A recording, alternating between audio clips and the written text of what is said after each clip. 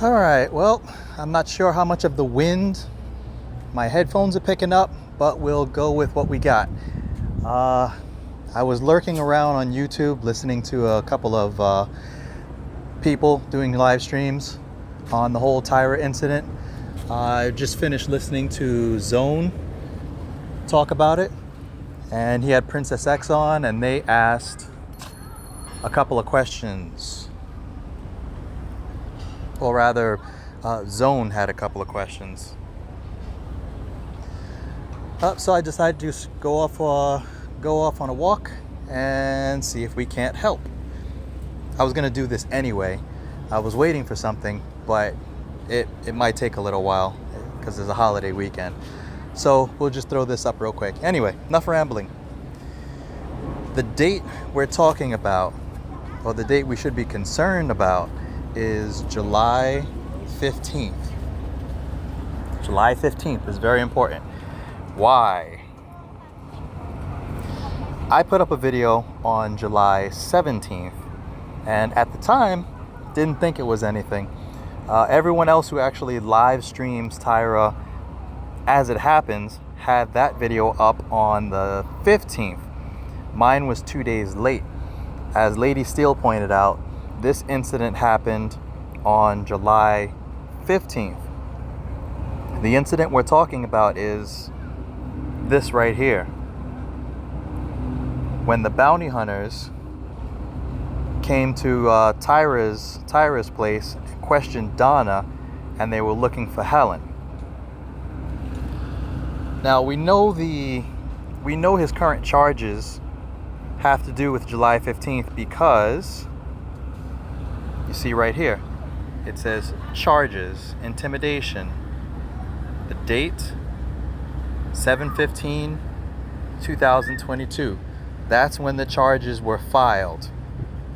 They didn't move on those charges until August 22nd.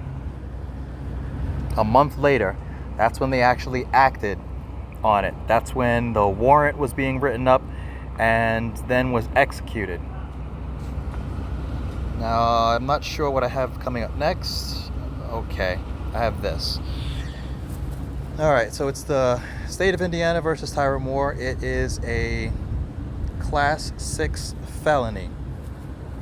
What happened was, and I'll put up bits. I'll put up a couple of pieces of the video where it happened later, maybe over the weekend or maybe later tonight when I can, showing what happened. But Shitty Greg has it up now, his last stream kind of towards the end. He basically went on for several hours threatening the bounty hunters. Now he never was physically within the same vicinity of the bounty hunters. Donna was, and they were gone by the time Tyra got home. He was pissed. He went live. He started screaming about it. He made a whole lot of threats. So this intimidation, these were online threats that he made, saying that he was going to shoot people and that if they jump the fence that they need to get shot in the face and he wants them to come back, and all the typical stuff that he usually says. Now the raid is real, and I kind of didn't want to say this now. I wanted to wait until I had all of my paperwork in order. I contacted IMPD to ask them about the search warrant, or if there was a search warrant, and if the police were at 911 Rural.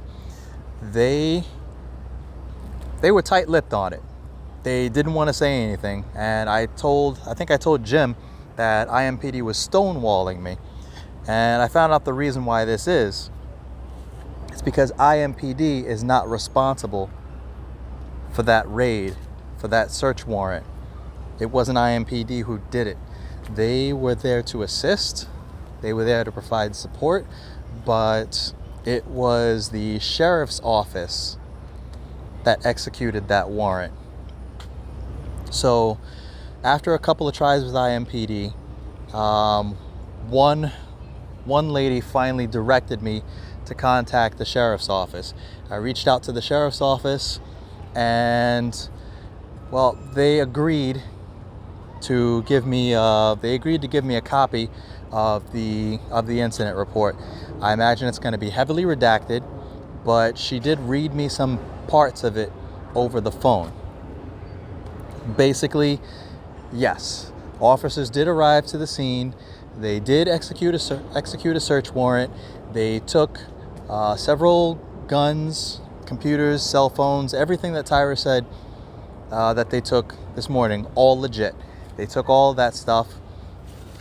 And the reason why they took it was probably because of this charge right here of intimidation, threats, and a threat to commit a forcible felony. If some of you were watching my community posts, you will have seen I put this up and I put this. A level 6 felony carries a sentence of 6 months to 2.5 years of imprisonment. Why is that important? Let's go past this and we'll go backwards. It's there. Okay.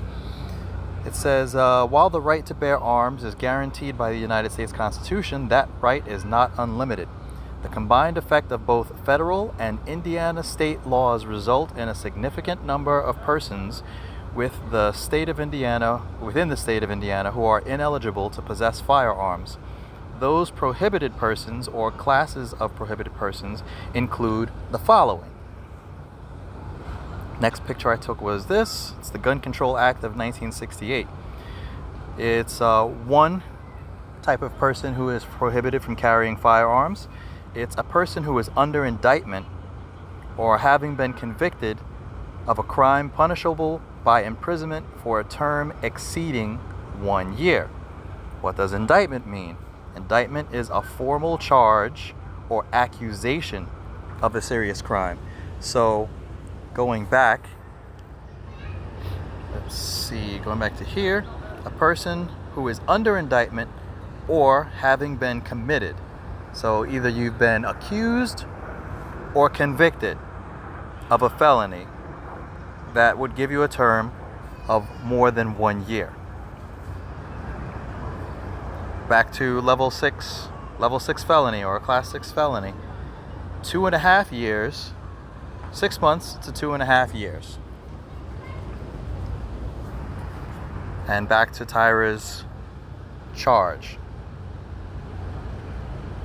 It's a class 6 felony, intimidation, felony 6, right there.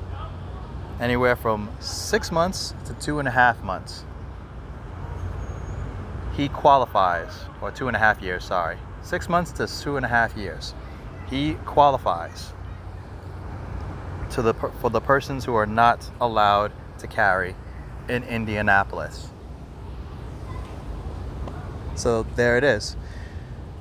Being that he did not surrender his guns, they came to pick them up. Now, if we can put this in order, the first time he was picked up, and I went back and checked, I thought he might have been in jail for 7 days because the warrant was for the 22nd.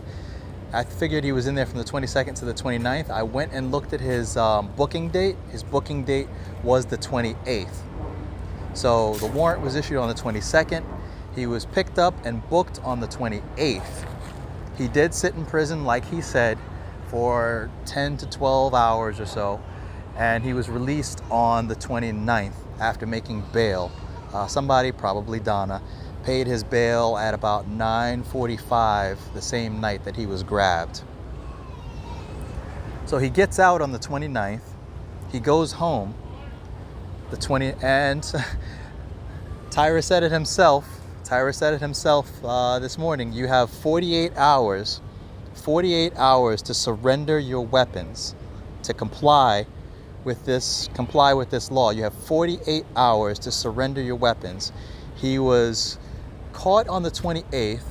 Now, I don't know if they include the day that you're caught or the day that you're arrested within that 48 hours, but let's assume it's not included. Let's assume that it starts the moment he got bail on the 29th. 48 hours later, He was released on the 29th. You have the 30th. You have the 31st. On the 31st, a warrant was issued, a search warrant to search his house for all firearms, for all paperwork pertaining to sale or trade of firearms, for all computers and cell phones and things like that. It's likely that what they're looking for is all records of him having purchased firearms, any communications that he may have spoken with anyone about, hey, hold on to my gun for me, or stash this away from me. I think they're trying to locate all of his guns, and they need all his receipts. They need his cell phone to see who he's been talking to, who he may have given one to, anything that pertains to guns. They want to see exactly how many he has, and they want to collect them all so he doesn't have access to these same guns in the future. So again, 48 hours. Date of release was the 29th, 30th, 31st. 31st, 48 hours, warrant was issued. They executed that warrant on the 1st. On the 1st. He had not turned in his guns by then, and that, it looks like, is why the search warrant was issued and the sheriff's office ran into his house and took all of his guns. Seems to add up. Now, as far as the original charge, the intimidation, I should have the incident report on that probably Tuesday, Wednesday, sometime next week. And Tyras said something about charges being dropped. That's possible. Now, the day he was caught for the search warrant, the first, he racked up another charge, which was illegal possession of a firearm. Now, he said he's been legal since the age of 18. And we all figured that was true. Plus, Indianapolis has some of the loosest gun carry laws in the country. Basically, all you have to do is be over the age of 18, or be 18 or older, and you can carry a gun. It's not a big deal. They don't care who shoots who. They don't care. So the fact that he wouldn't be able to carry would be weird. Would be very weird. So I lost my train of thought here for a second. Okay, so he got this gun charge. Not supposed to possess a firearm, or illegal possession of a firearm. That would be because he exceeded the 48 hours, and anything that was on him or around him at the time would have been illegal. So they grabbed him, they took him down, they booked him. He was probably upset at all the officers and stuff walking around in his house, so the best place for him to be would be in a cell while they conduct that search. Makes sense. Now, them dropping that charge would make sense also. If he goes in and he claims that he didn't know that he wasn't supposed to have or anything like that, and it's only a misdemeanor, any judge would probably take that under consideration, especially since he's already facing a felony and has a court date coming up. All he would have to do is go in and say, I didn't know. I didn't know. And most judges will be like, okay, if they're cool, they'd be like, all right, no problem. They would keep the gun, let him go, and advise him that he is not to have any weapons in his possession. And if he's caught going forward after hearing that, that's a different story. So that's probably why that charge might be dropped. I still see the charge on the books, but come the 13th, when he gets his hearing, the judge is probably going to drop that charge on that day. I would not be surprised if that happened. So look for that to happen on the 13th. As I guess that's it for now. Not really much else on that. And I noticed, who was it? I think it was Angelica. Somebody left a comment earlier and I'm sorry, I probably got your name wrong. Somebody left a comment earlier saying that they knew that they were right on the reasons why Tyra got his gun taken away. Yes, you were absolutely right on that. The only thing you didn't know was who he snitched on to get out. I don't think he snitched on anybody to get out. I think it's just the judge was lenient. He went with the excuse that he didn't know, and the judge was okay with that, and they let him out. It seems pretty logical to me. It's not that serious. But anyway, gonna cut it right there, and I'll have up the incident report as soon as I can get a hold of it. It's gonna be heavily redacted, I imagine, but we'll get from it what we can. This is becoming a whole lot clearer as time goes by. A lot of stuff is like falling into place, but I really want to get a full picture. And I'll put up more info when I get it. That's it for now.